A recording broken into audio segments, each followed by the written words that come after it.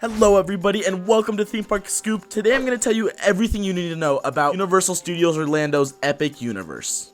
Epic Universe will be the largest Universal park in the entire United States. It will house at least 3 big intellectual properties, entries from DreamWorks Animation, Illumination, and Nintendo, which will anchor the entire theme park. While we still await the exact date for Universal's Epic Universe to open, it's anticipated to open by summer of 2025. The first and most important item to know about Epic Universe is its locations to all the rest of Universal Studios Orlando. Epic Universe is the very beginning of the South Campus, located about 15 minutes down the road from the rest of Universal Studios Orlando. And just to give you an idea of the size of these two chunks of Universal Studios Orlando, the North Campus is roughly 735 acres, whereas the newly acquired South District is approximately 750 acres. This will be the very first Universal Studios park to adopt the traditional wheel and spoke design that was immediately popularized by Disneyland back in 1955, with the central hub being placed in the center and all of Epic Universe's various individual lands radiating from that center. And just because this concept is traditional doesn't mean that the implementation Universal Studios is doing will also be traditional. Looking at the conceptual art of this place, the central hub is massive. It is structured more like a long corridor than like a Cinderella castle kind of thing. This leaves a ton of room for all sorts of experiences,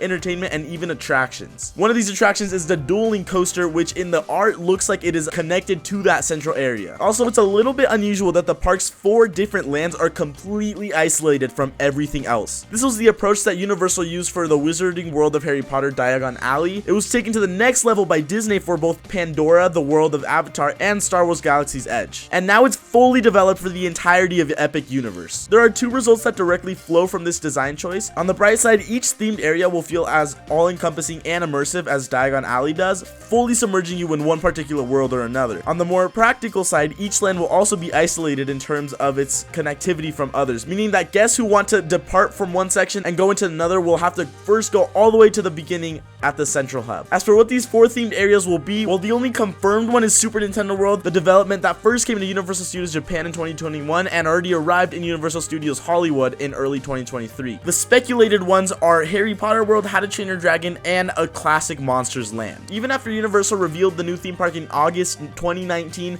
the coronavirus pandemic hit in March 2020, which caused the company to readjust its plans. Construction on the new plot of land was stopped altogether by July, and it wasn't started back up until March 2021. The CEO of Universal Destinations and Experiences, Mark Woodbury, said, "It's the most technologically advanced park we've ever done." And that speaks to both the attractions themselves, the next generation of robotics, drone technology, all the way through to the guest experience. The full guest journey is really being taken to a whole new level. The park itself will comprise of 4 themed lands that are based on powerful trip-driving intellectual property. One which has already been announced will be Nintendo Land, which will have a bigger footprint in Florida than it does in Japan or in Hollywood. The 4 lands will surround the central hub, which is a lush landscape with attractions and food service that Woodbury says will differ from others and bring the park back into theme parks. In creating the park, Universal drew upon its existing immersive experiences such as Harry Potter World and also looked for a way to extend the amount of time visitors spend at the parks in Orlando. The goal with Epic Universe, in addition to Universal Studios Florida, Universal's Islands of Adventure, Volcano Bay Water Theme Park, and its City Walk, is to get visitors to stay for a full week. Woodbury said that right now the average visitor to Universal Studios Orlando spends about 3 days, and their goal is to get them to stay for an entire week. They're also adding 2,000 more hotel rooms for Epic, and the park will have unprecedented hotel integration into the park experience. A fleet of electronic buses will transport guests to the site, which is about 3 miles from Universal's northern campus in Florida. As for how Universal will manage the anticipated demand, after seeing the high levels of interest for existing attractions such as Wizarding World of Harry Potter and Super Nintendo World, Woodbury says the company has a good handle on it thanks to new technology. He said, "We will have the benefit of new technology